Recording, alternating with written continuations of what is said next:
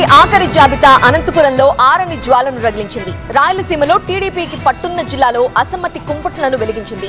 Anantapuram urban లో ప్రభాకర్ చౌదరి పేరుతో అసమ్మతి కత్తులు దూస్తే గుంతకల్లు, ధర్మవరం టీడీపీ నేతలు కూడా ఆగ్రహంతో రగిలిపోతున్నారు.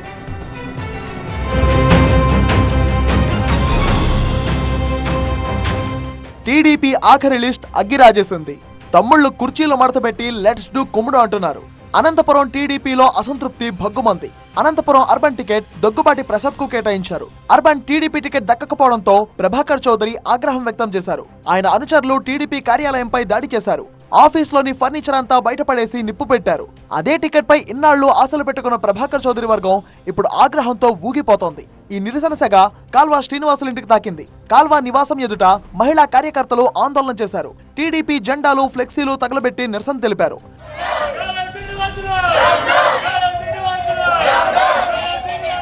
సంతానలేమి సమస్యతో బాధపడుతున్నారా? చింతించకండి. సుమారు 90,000 జంటలకు ఆనందం నింపింది ఓఎస్ఎస్ ఫర్టిలిటీ. ఈ రోజే 7825893600 కి కాల్ చేయండి. సంతానోత్పత్తి చికిత్సపై భారీ డిస్కౌంట్లు పొందండి. గుడ్ న్యూస్ చెప్పండి. ఇక గుంతకల్లులో కూడా సేమ్ సీన్ రిపీట్ అయింది. అనంతపురం జిల్లాలో గుంతకల్లులో తెలుగు తమ్ముళ్లు భగ్గుమన్నారు. గుంతకల్లు టీడీపీ అభ్యర్థిగా గుమ్మనూరు పేరు ప్రకటించడంపై ఆగ్రహం వ్యక్తం చేశారు. టీడీపీ కార్యాలయంలో ఫ్లెక్సీలు, జెండాలను జితేంద్ర వర్గం తగలబెట్టింది. జితేంద్ర గౌడ్కే టికెట్ ఇవ్వాలని ఆ వర్గం డిమాండ్ చేశారు. మరోవైపు ధర్మవరం అభ్యర్థి ప్రకటన ఎన్డీఏ కూటమిలో కార్చిచ్చు రగిలింది. ధర్మవరం అభ్యర్థిగా సత్యకుమార్ ను బీజేపీ ప్రకటించడంతో టీడీపీ, జనసేన శ్రేణులు ఆందోళన బాట పట్టాయి. ధర్మవరం సీట్ను తమకే కేటాయించాలంటూ పోటాపోటీగా ర్యాలీలు నిర్వహించాయి. ధర్మవరం సీట్ను కేటాయించాలంటూ పరిటాల శ్రీరామ్ అనుచరులు భారీ ర్యాలీ నిర్వహించారు. ఇక ధర్మవరం బీజేపీలోనూ నిరసన గళం వినిపిస్తోంది.